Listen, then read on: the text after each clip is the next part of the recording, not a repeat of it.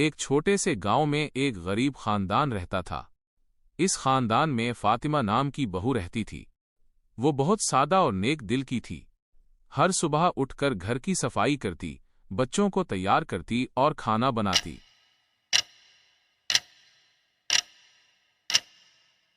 ساس نے غصے میں کہا، فاطمہ، تم کچھ بھی اچھا نہیں کر پاتی، اب تمہاری یہاں کوئی اہمیت نہیں، تم ہمارے گھر میں نہیں رہو گی۔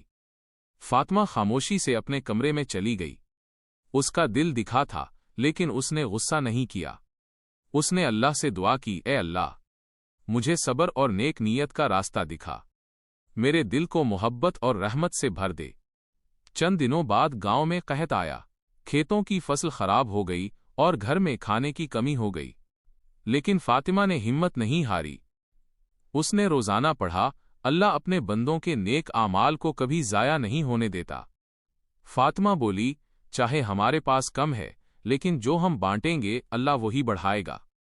ایک دن گھر میں ایک مہمان آیا جس کے پاس کھانے کے لیے کچھ نہیں تھا۔ فاطمہ نے بلا تاخیر اسے بلایا اور مسکراتے ہوئے کھانا پیش کیا۔ مہمان نے کہا، تمہارا دل بہت بڑا ہے، یہی سچا اسلام ہے، صرف عبادت سے نہیں بلکہ انسانیت سے بھی۔ فاطمہ کا یہ عمل دیکھ کر خاندان کے تمام افراد شرمندہ ہو گئے۔ ساس نے کہا، ہم نے فاطمہ کی سچائی نہیں دیکھی، اس نے ہمیں انسانیت اور اللہ کی یاد دلائی۔ دیرے دیرے گھر میں محبت اور سمجھداری واپس آ گئی۔ بچے خوش تھے، ساس اور سسر نے اپنے رویے درست کیے اور فاطمہ کی نیک نیت سب نے تسلیم کی۔